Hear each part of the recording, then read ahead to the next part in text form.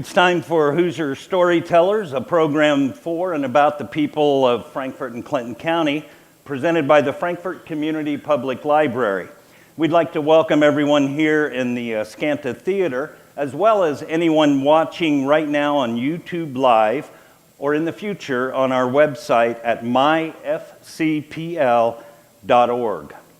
Our program will run about an hour, or slightly less, including a question and answer session at the end.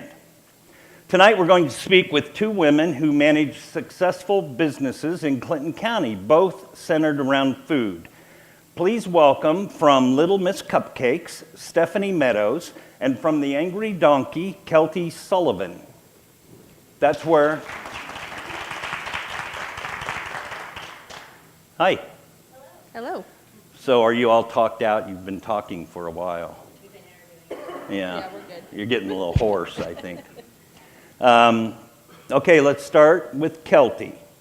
For those who have never been there, tell us a little bit about your restaurant, the Angry Donkey. Mike. Okay. Well, we've been in Michigantown just about 8 years. We are a Hoosier bistro serving scratch-made food. I am culinary trained from Portland, Oregon, and been doing this for about, 48 years now. So we love Michigantown. At the time when I saw it, I was like, no, but this has just been wonderful. It's a great community, and we have a bar, full restaurant. We do lunch and dinner 4 days a week. What do you do on the other 3 days? Cooking, cleaning, catering, scheduling, ordering, putting things away, that kind of thing. Some people are like, well, you're only open 4 days, but we could open another day, but we do so much business in catering right now that just keeps us busy. So why is the donkey angry? That is a great question. I didn't name the restaurant. I was going to change the name, but it just kind of grew on me over time. So the previous owners named it. They were having fun in their garage trying to come up with a name because it used to be the Michigantown House, and the local people would call it the Mule Barn because they all went there. It was just mostly a bar. So Mule turned into Donkey, and that's how it came to be. So it has been growing on me for 8 years. So it's fun. We try to do fun things with the menu and that kind of thing to tie back into that. So, but we're not angry. We got rid of the angry person. We'll talk about that person okay, later. That sounds good. Stephanie, apparently you bake cupcakes. What else can you tell us about Little Miss Cupcakes? Okay, so Little Miss Cupcakes has evolved a lot over the last 15 years that I've been doing this. It all started with cupcakes. I was working at Subaru. I was a team leader, and we did like a Cupcake Wednesday, and I'd bring in different flavors, and everyone's like, these are really good, you should sell them. So, okay, I'll sell them. So it kind of started that way, and then I had my first daughter, and I wanted to make her birthday cake. It was the first cake I'd ever done. 3 tiers, 20 people, way too much cake. But I took one class to learn how to cover a cake with some fondant, and then make a flour. And it just kind of evolved from there. I started getting custom orders for cakes, cake after cake. My husband says, hey, you got to start charging people. Okay, fine, I'll charge people. And then he's like, okay, now you got to start charging your worth. So it just kind of grew from there. I worked at Subaru for 13 years. And then I finally was able to quit in 2020, make this passion of mine that I've always wanted to have a storefront. I always wanted to be able to do it full time. I was able to finally quit Subaru in 2020, actually during COVID, as crazy as that is. I quit there. I got a food truck. We finished out our basement out of our house. I worked out of the house for 3 years and then did the food truck, and then finally opened the store in Frankfort, and I absolutely love it. We were driving through on our way to my mom's house for Christmas, and I was like, there's not a bakery in Frankfort. Why is there not a bakery? And I didn't know about Bridie's or any of the other ones that have been here in the past. I'm not from here. But we were driving through. I'm like, maybe I should try. Maybe I should look into that. So I know a few people. I met a few people. And here we are. So really love it. But we do custom cakes as well. We do, obviously, cupcakes. Cookies have become a very big part of our menu. They're actually, it's weird, some days cookies sell way higher than cupcakes do, and then vice versa other days. So when we do custom cakes, we also do, we added an entire coffee menu. So we have everything from your basic coffees to specialty coffees. We have probably 30 different specialty coffees. I have a syrup wall of over 70 syrups, a bunch of sugar-free options as well. And then we do energy drinks and dirty sodas and lemonades. We do lemon shake-ups in the summertime. So I'm always trying to come up with something new. Did you ever think about calling it Miss Angry Cupcakes? No, Angry was already taken. Yeah, okay. But That's right. no, Little Miss actually came from my daughter. When I was pregnant with her, I called her Little Miss Meadows. And then when the whole Subaru thing came around and they said you should sell them, and okay, if I'm going to sell them, I need a business name. So I came up with Little Miss Cupcakes because that's where it started. So. Keltie, where are you from originally? And at what point did you begin to consider a life in the restaurant business? I grew up in Delphi, Indiana, very close for here, on a large farm. And I could not wait to leave that when I was 18 years old. And I was never coming back. The rule there, never say never, right? So I went to culinary school in Portland, Oregon, and just my parents were sick, so came back here about 26 years ago. What was your question? Okay, I'm from Delphi. At what point, I assume when you went to culinary school, you had already decided you would have a life in the food business of some sort. Yes, I went to many schools before I figured out what I wanted to do. But I was going to an interior design school at the time and working in a restaurant, and decided I did not want to be a designer. I wanted to be a decorator because I didn't want to learn about aggregate and cement. I wanted to throw pillows out and do painting. So the lady at the school was like, "Did you know there's a new culinary school that just opened up?" So I took a tour there, and I was like, okay, this is where I need to be. So that was kind of where it came. But my grandmother and my mom, they all baked, they cooked. Growing up on a farm, you cook, you don't go out to eat.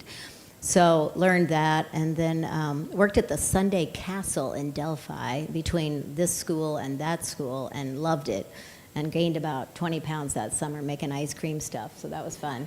But I loved serving people. I loved the aspect of meeting people and serving them great things and doing that kind of thing. So the culinary school was just the tip of the iceberg, and just loved it from there. So your food that you make at your restaurant, the Angry Donkey, would you say it's more influenced by culinary school or more influenced by mom? Probably more mom. I mean, there's a lot of home comfort food type things, but then we try to elevate that as well and do, salmons and steaks and, make our plates beautiful and that kind of thing. So do we hit the mark all the time? No, but we try. So, yeah, we try to. We have a new executive chef, her name's Sarah, and she's got a lot of great ideas, but we always try to say, now, would that meet our goal of Hoosier-inspired food? So that's what we try to do. So. Tell us about the Christmas you got an Easy Bake Oven. To be honest, I never had an Easy Bake Oven. I did not grow up baking. It was not a passion. It really started at Subaru, and it just kind of grew from there. It's really weird. My mom made a few things. She's really good at biscuits and gravy. I cannot cook to save my life. I don't like to cook. It's just not my jam. But when it comes to baking, yeah, it just comes natural, I guess. The decorating, there's a lot of trial and a lot of error. But I don't know. Somehow we got there. Did you know there used to be a bakery right across the street from where you are? No. Yeah. I love when people come in and they always tell me, this used to be a bus stop, or this used to be a jewelry store, or this used to be that. So that's just really cool to hear all the stories of the historic downtown of Frankfort. It was a travel agency, I know that, Yes. for a while. And it was a bus stop because I actually came home to that bus stop one time. Oh, yeah. Very cool. Okay, because I'm always looking to do less work, I'm going to give you some questions that you each can then answer. So I only have to do one question, but I'll get two answers. I'll tell you who to start with. That's the extent of my work. What's the biggest challenge you face in running your business, Stephanie? Honestly, I would probably say the cost of goods. You know, that is probably one of the biggest challenges because I set my prices when I opened the way they were, and I really try my hardest not to adjust them based off of the price of eggs and the price of butter. And when milk, you know, everything kind of started to skyrocket, it does take a toll on things. You know, rent goes up, utilities go up, things like that. So trying to maintain the balance between the costs and the profit that, I mean, we're all out there to make a buck. I mean, it's, you know, I would love to do this for free, but I can't. But yeah, I would say the biggest challenge is just the cost of goods. But Keltie? Oh, where do I begin? See those two right there? No, I'm just kidding. There's many factors in that. Finances certainly is one of them, especially in the beginning as you're trying to, you know, you have big lofty dreams of things that you want to do, but then you realize, well, I'm going to wait, because if you think it's $1,000, it's probably going to be $5,000. So, but being here for 8 years and paying things off and getting, you know, a better handle on that, that's been better. Employee turnover, employee drama, employee problems. I mean, we have some fabulous people that have been with me 5, 6, 7 years. But, you know, people come and people go. And you just want them to stay, and you want to coach them, and you want them to develop and learn. And sometimes you just, you know, it's like with children or your family. I mean, sometimes people just don't want to do what you want them to do. So and you become kind of almost family with them, so it makes you sad when they leave. But other than that, I don't know. You know, the work-life balance is kind of hard. And I'm always on the work side. I'm not really good with the balance side. So, but it's a passion of mine. I love what I do. So, you know, just, it's not really work. You know, there's no punching a clock or I've been here for 10 hours, you know, whatever. So that sometimes can be a challenge. My children are grown, so I don't have to go home and make dinner for anybody. I can just go home and do whatever I want. So I guess just that in the beginning, for sure, if you're starting a business, finances and making sure you have the foundation to build what you want. So, Stephanie, what's the best thing about running your own business? the flexibility for sure. I do have 2 kids. They are younger. They're 11 and 13. So they keep me very busy on top of everything else. Just being able to do what I love every day. And like she said, I'm not clocking in. I don't track my hours. Like there are hours I'm there 40. There's weeks I'm there 60 plus hours.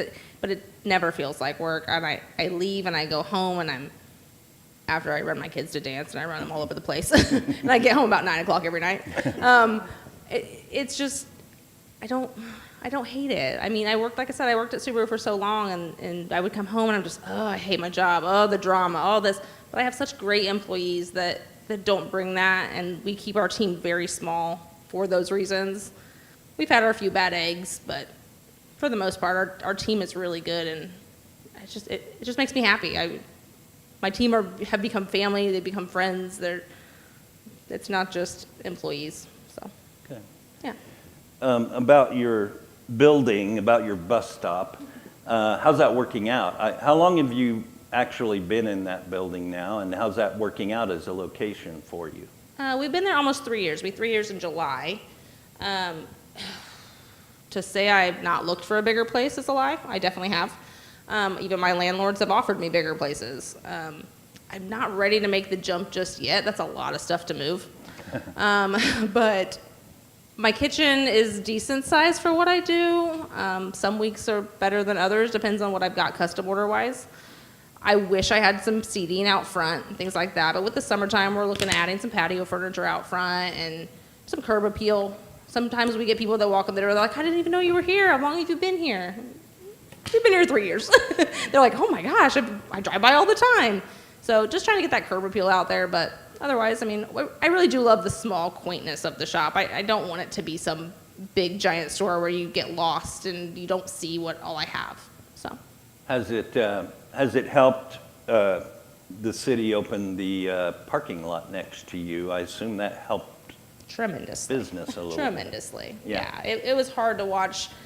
elderly or, anyone with a disability or, little kids trying to walk across that street, mom with her hands full of goodies or drinks and trying to walk across that busy highway. It scares me. So luckily nothing happened and everyone's good, but yeah, that parking lot has definitely been a blessing. So I really hope they keep it that way. I like your little chalkboard thing because it's just little, but you notice it and it's like, oh, she's open. Yeah. So, yeah. A little flag helps, but. What do you guys wish, what do you know now that you wished you knew on day one of your business, Keltie?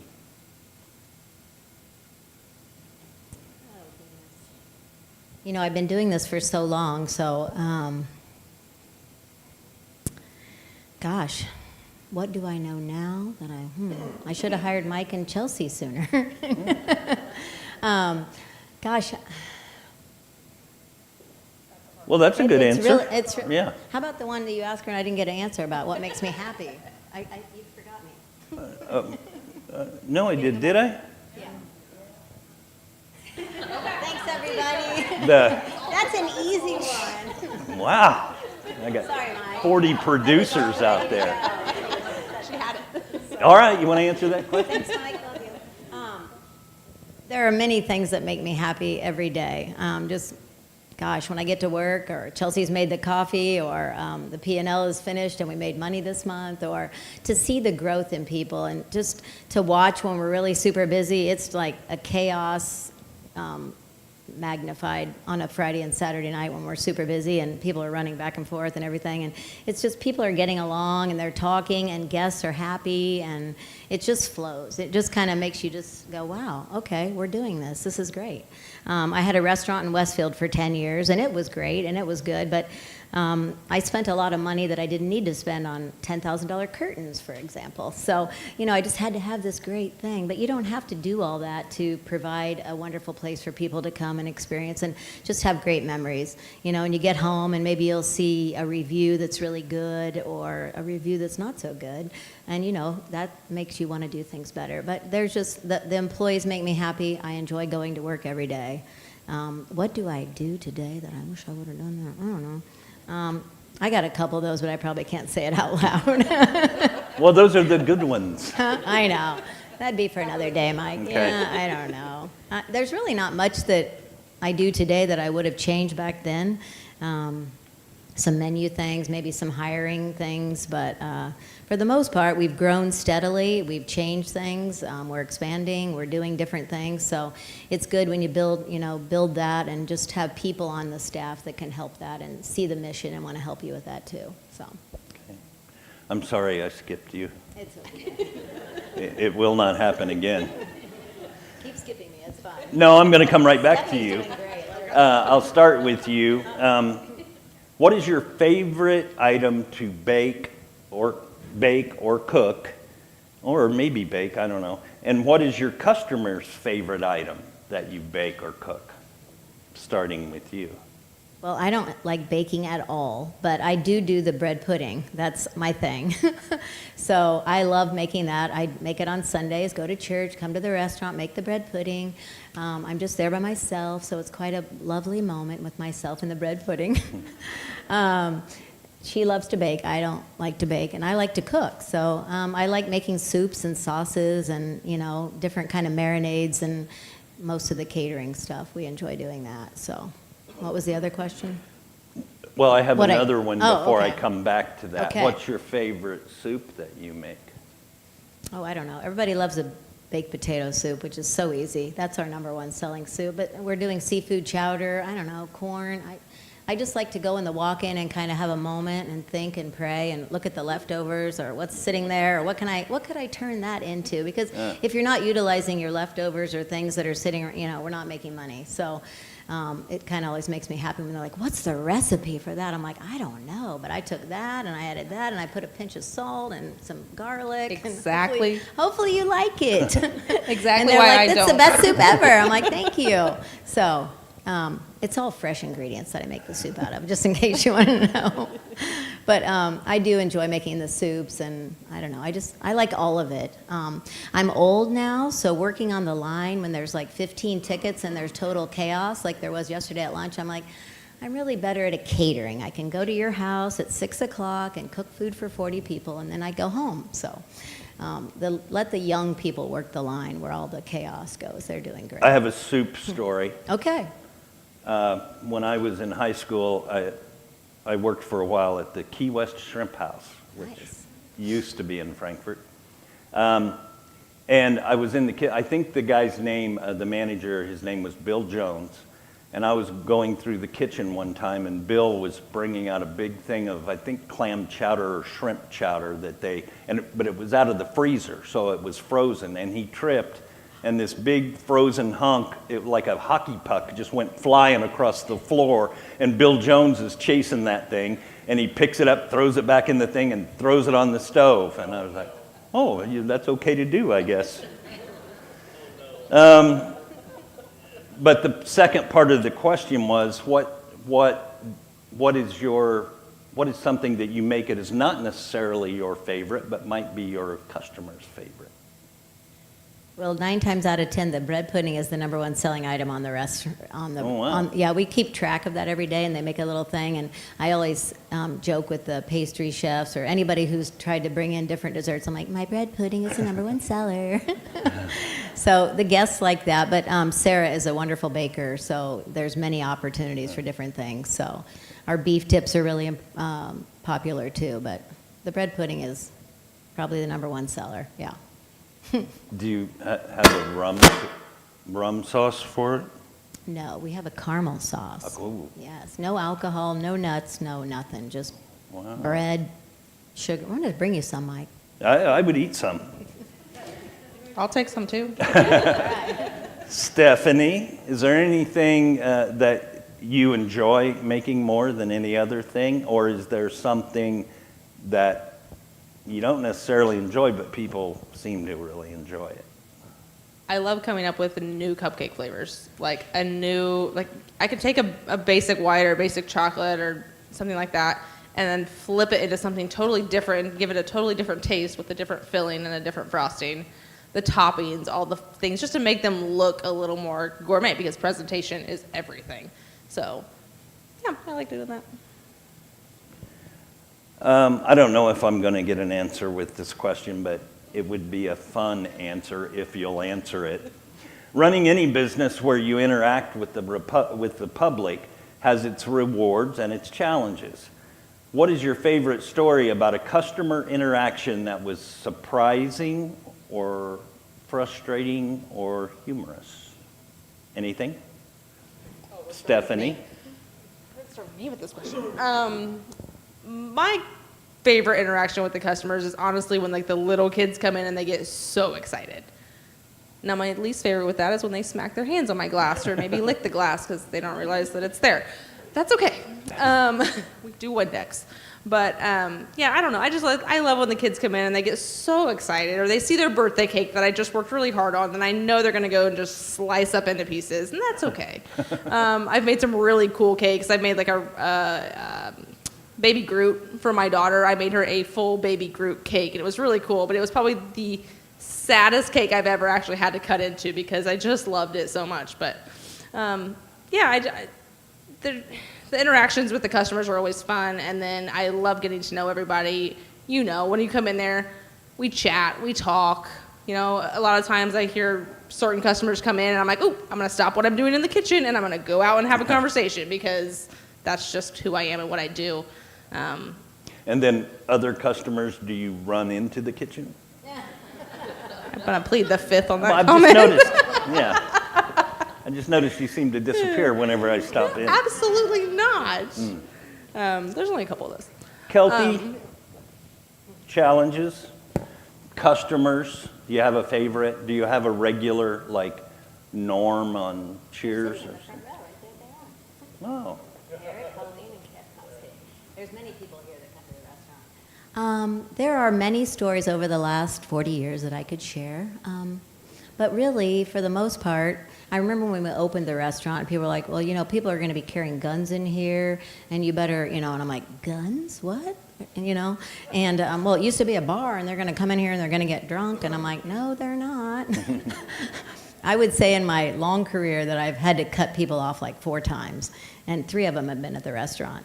And one of them was my high school friend. And it was like opening week, and he came in after a Purdue football game, and I'm like, what are you doing?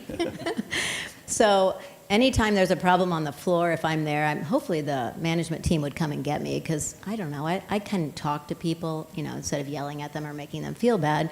But, maybe we could get you a cup of coffee or something. So I don't know. And people in general are kind of a little different lately, if you will. And we had a guest last week that came in that wasn't very nice to one of our servers. So, but for the most part, people are just genuinely lovely, and people are very complimentary. If there's, a salmon that gets overcooked, I want to take it back out and talk to the people, because, you like your salmon well done, but you like yours medium rare, so we try to do that. And people are just gracious and kind. I think it's how you speak to people and how you present things to them. It's like if you go to a store and there's a long line. Mike used to host, and he was excellent at it. And if people had to come in and wait, he could just make them feel very welcome about that. So I think it's all in presentation and hospitality and how you speak with people. I've probably had more funny stories on catering than I have anywhere else, like dropping food and forgetting things and, that kind of thing. But again, people are just gracious if you talk to them, I think, in the right way. Did that answer your question? Yeah, pretty much. Okay. I'm not grading you. We're making up our own questions. This is something you talked about a little bit earlier, but I'm gonna ask it anyway to both of you. A business is really only as good as its employees. Where do you find good employees, and how can you keep them? Keltie, go ahead. That was our first concern when we were in the middle of Michigantown. I'm like, where are we going to find anybody? I mean, are they going to come from Indy? Are they going to come from Westfield? So I would say a lot of our employees, maybe 4 or 5 employees, live in Michigantown, and some live in Frankfort. We did the Google search, we did the Facebook thing, we did all that in the beginning. But once this person, and then they had a friend, and they would call in and that kind of thing. So I think it's word of mouth really is our best. We went down to the school, Clinton Central, in the beginning, and did a little thing in the lunchroom and got some kids to come in and bus. But Sarah, our new executive chef, has been at several different restaurants, and she's brought a wonderful culinary team with her. So it's probably the best culinary team we've ever had, which is awesome. And so, if you know somebody, then they want to follow you or whatever. So it was really difficult in the beginning because, Kokomo just seemed so far away, or Lafayette seemed so far away. But now I would say the majority of our cooks they drive 40 to 45 minutes. Some of them live in Noblesville, Kokomo, Logansport. So it's just been a blessing. And we can now offer benefits, so that's something I'm very proud of. So, instead of just coming in and making, $15 an hour, we pay them well, and there's benefits and vacation and that kind of thing, which is something that's always been a passion of mine. Okay. Kind of off topic, and then I'll get back to you. What's a culinary team? What comprises a culinary team? So I don't really have the title of chef anymore, but I'm the chef. I'm there, okay? I'm cooking all the time. Sarah's our executive chef, and then we have a sous chef who's Nick, who's in the kitchen. If Sarah's not there, he's kind of in charge. And then we have a grill cook, a saute cook, a pantry cook. And then Amy, we just promoted to our banquet chef, who does most of our catering stuff. She works alongside me.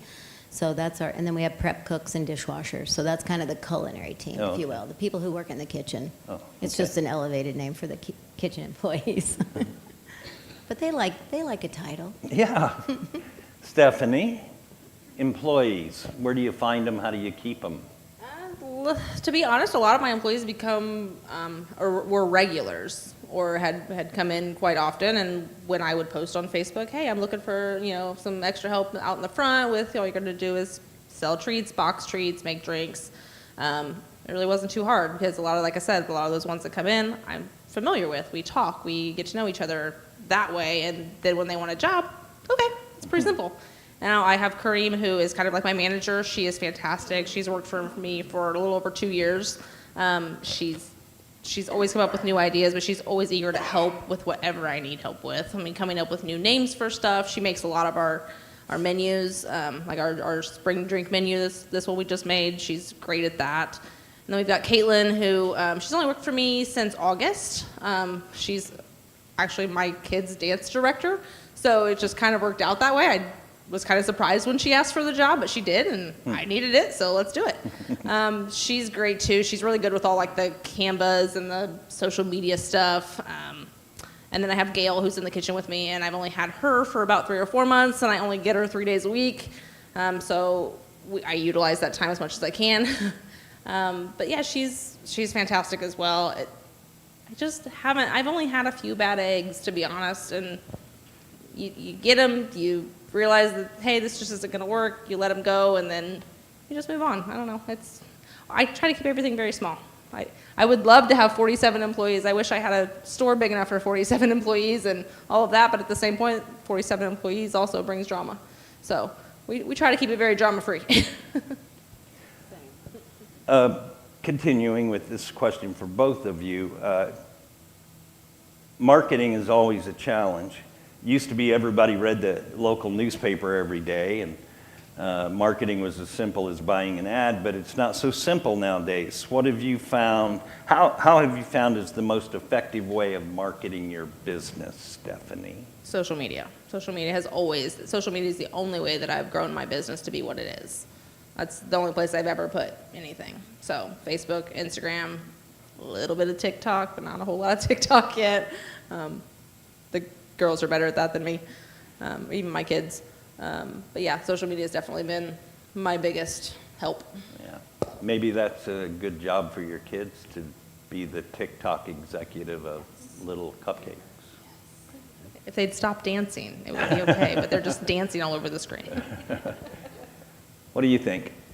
I agree with her. Also, word of mouth. I mean, that's the best, You're going to go home and tell these people you had a great experience, and you're going to tell your friends at church or wherever you are.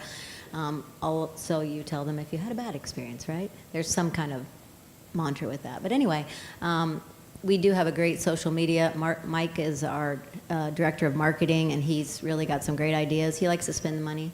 Just kidding.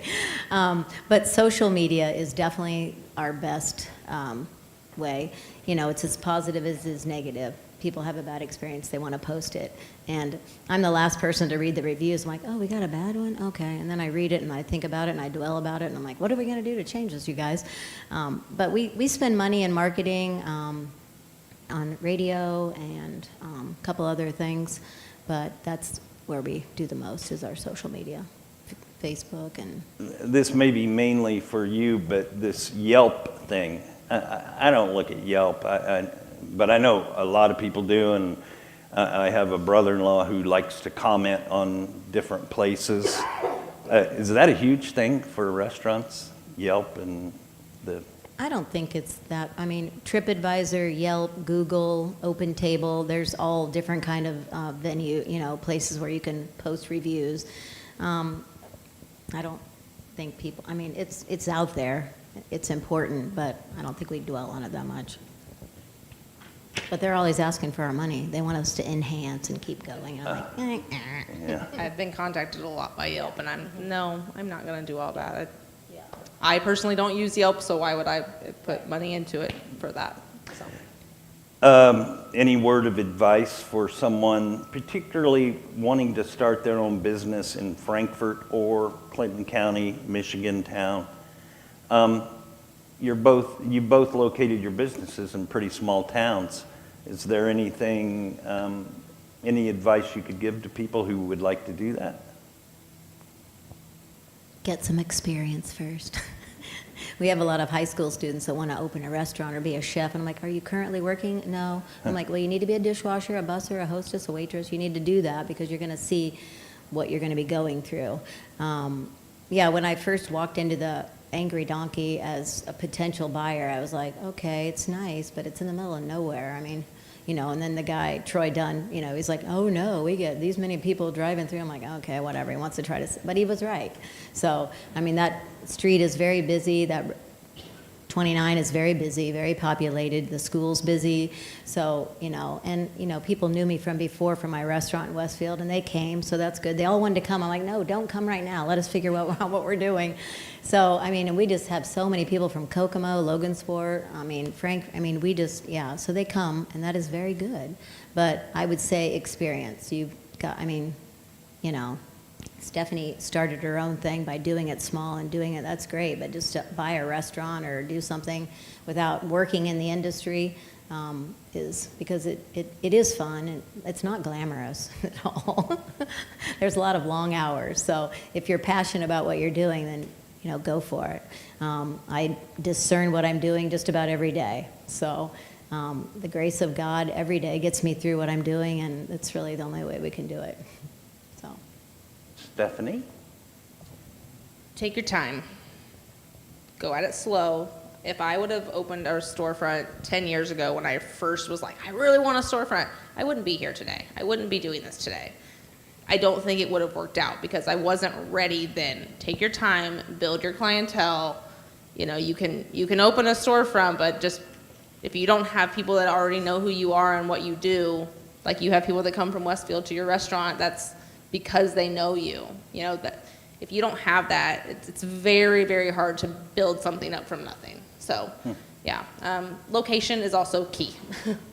We may not be like, we're not in like a bad, I don't want to say this.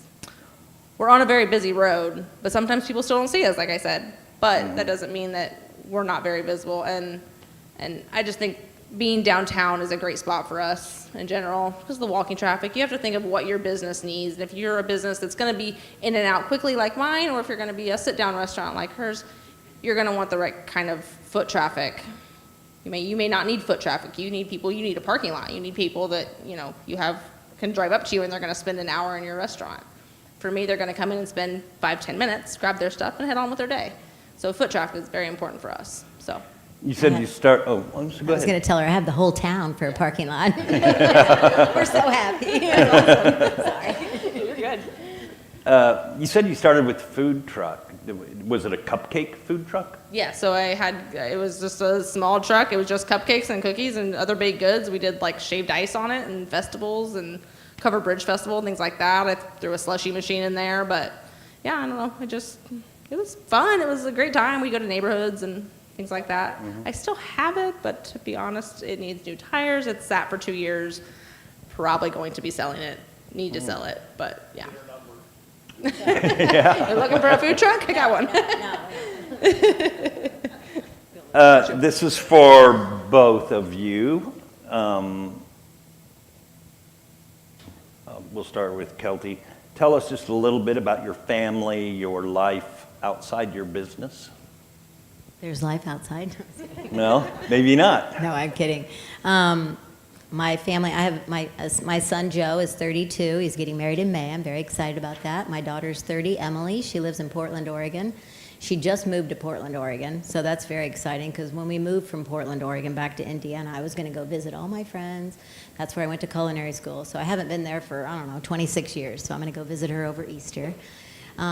Joe, my ex-husband, and I opened the restaurant together, and we've been divorced for, 3 years, maybe 4, I don't know. Anyway, so that's my family. My brothers, John, live in Delphi. We're neighbors. My brother David lives in Zionsville, and my brother Scott lives in Carmel. And I have a plethora of nieces and nephews and that kind of thing. All my grandparents and my parents have passed, so it's sad. And when I moved, when I lived in Delphi, and I couldn't wait to leave when I was 18, and I was never coming back except to visit, of course, but it's funny how God works in your life, and I am back in my family home that I grew up in Delphi, and I couldn't be happier. My son wants me to move to Muncie and, live in the mother-in-law quarter. I'm like, you haven't even gotten married yet, and you don't have any children, so talk to me in about 5 years, because I'm not ready to slow down yet. All right, you've been saying that for 30 years. Like, okay. So that's my family. Okay.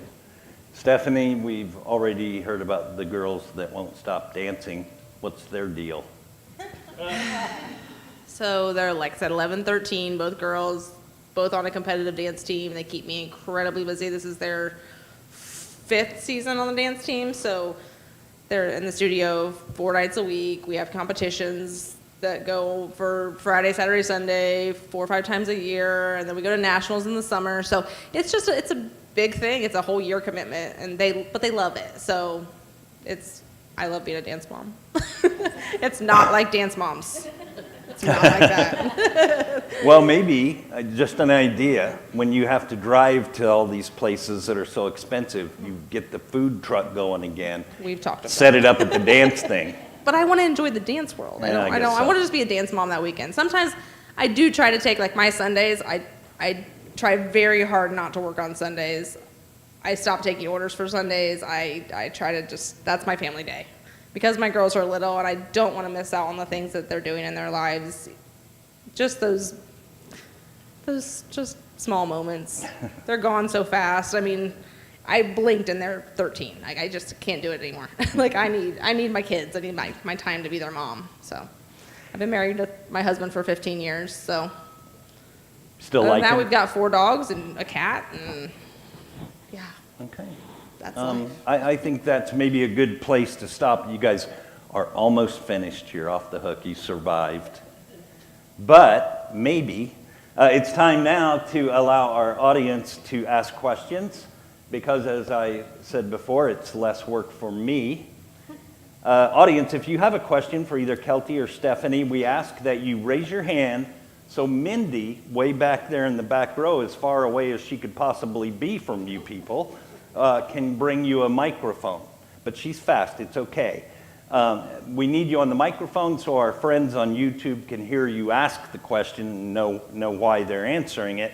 Mindy, coincidentally enough, a graduate of the Bob Barker School of Microphone Holding, will professionally bring you a microphone right away.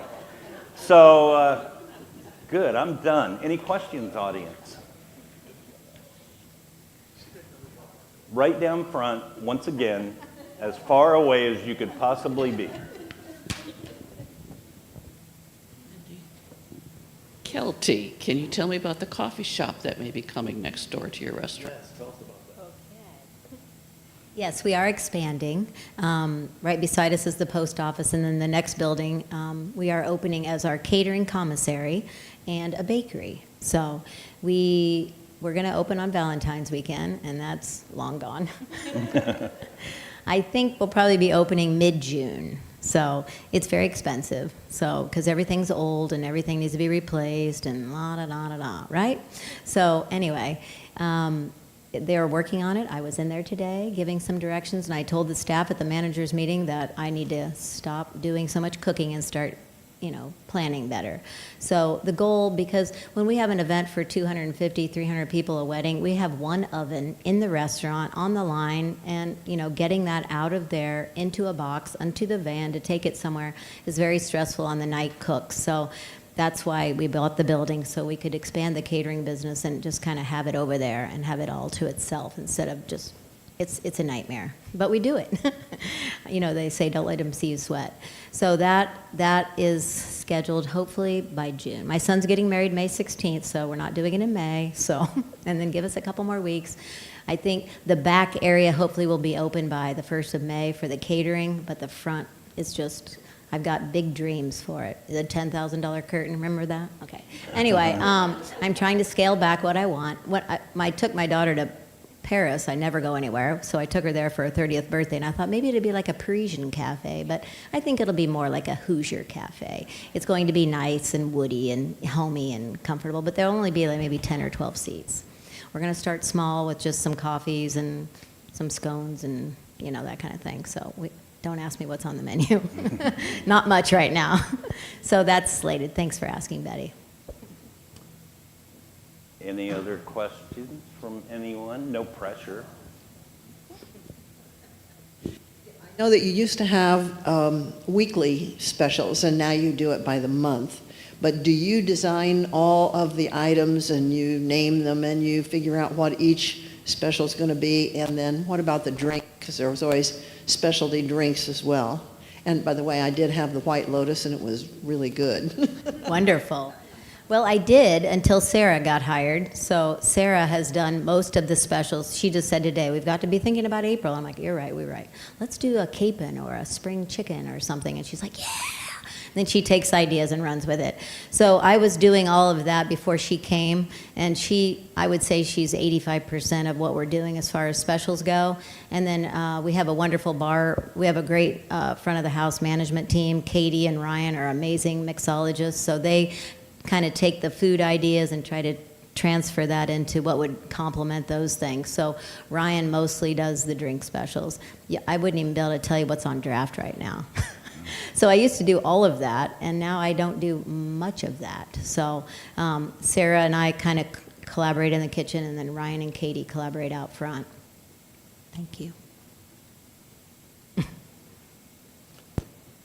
I've curtailed my question for both of you to give Keltie a break. But the question is a two-part question.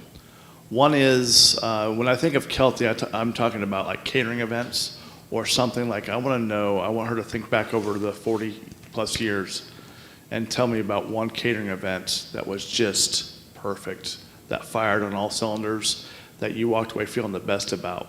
For you, what event or what item or what thing have you done in your business that has just been the one day that you'll always remember, that just everything was firing on all cylinders and you just hit the mark perfectly? And then I want to hear the opposite as well.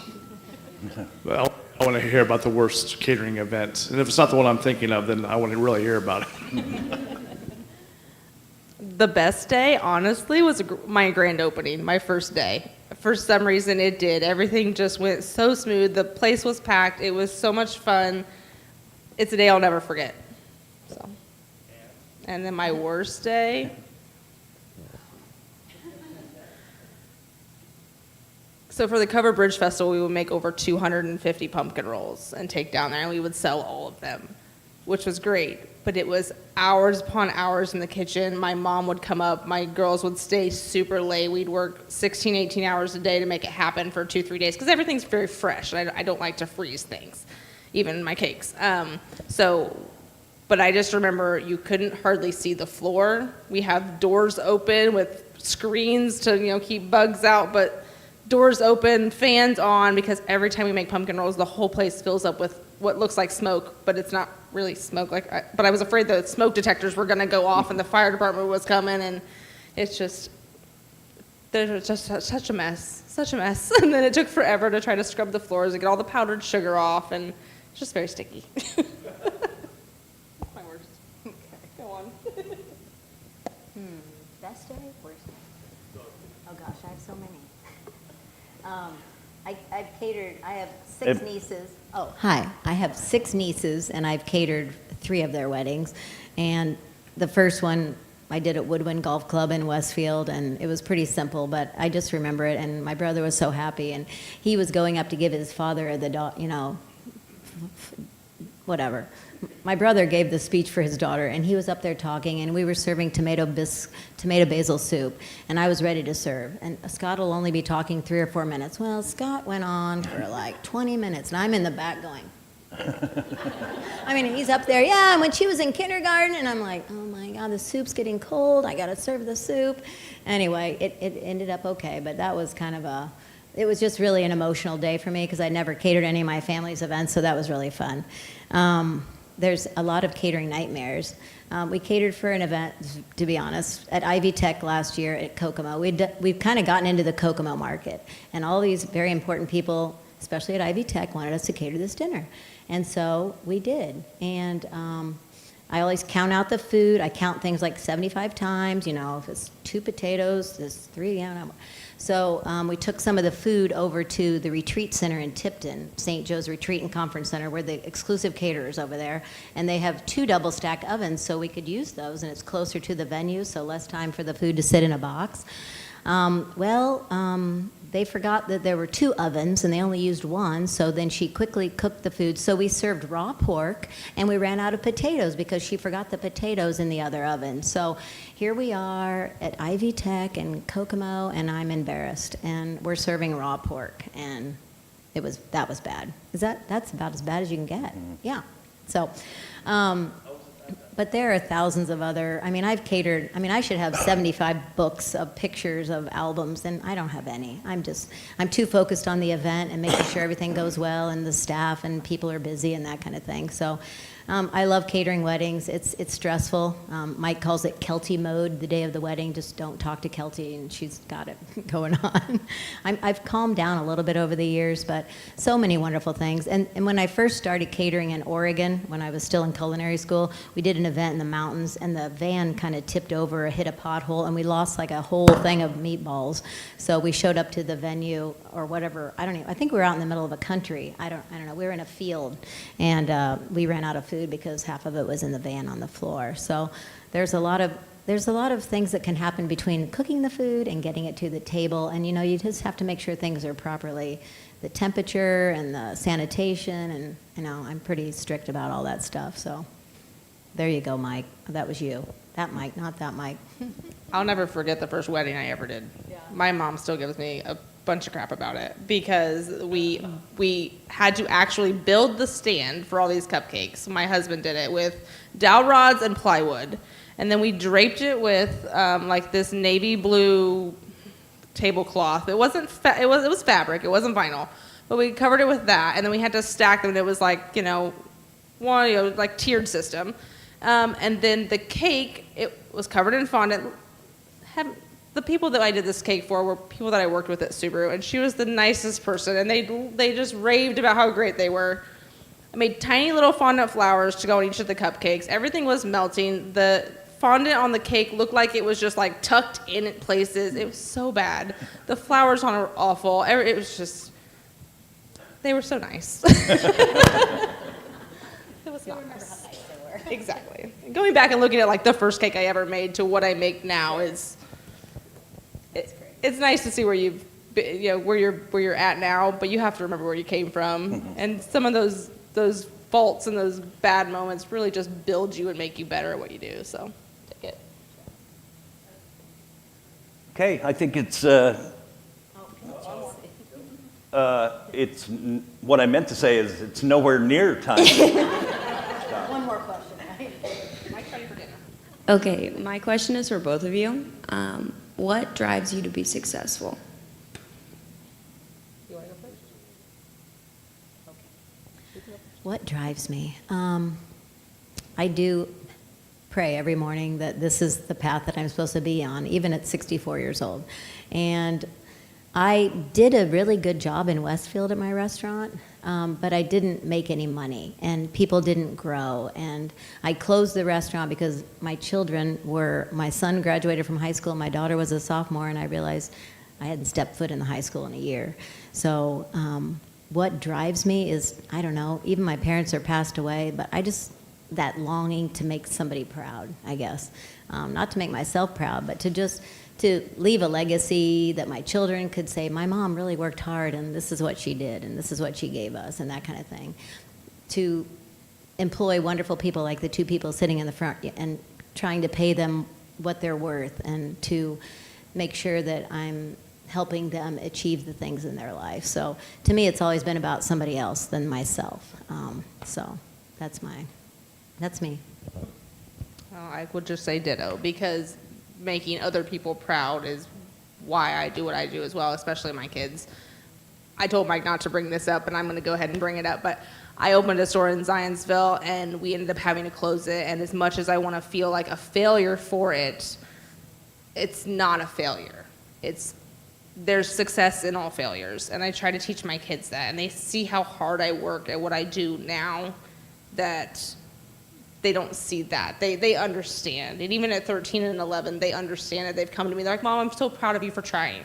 So just to make my kids happy and make sure that they see how hard you have to work for what you want in this world, and it's not handed to you. So those are my whys, for sure.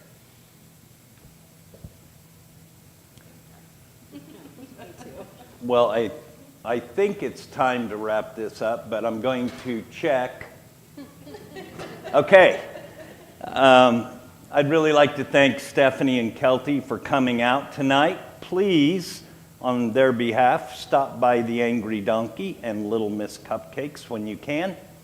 I'd also like to thank my fellow storytellers, Daniel Robertson up in the booth, and Mindy Emsweiler, who I think is outside running a cool-down lap. I know, I always make up things about Mindy that aren't true just because it's so much fun. We'll be back here on July 23rd to meet a couple of the new inductees into the Frankfort Hot Dog Hall of Fame. Hoosier Storytellers is a presentation of the Frankfort Community Public Library.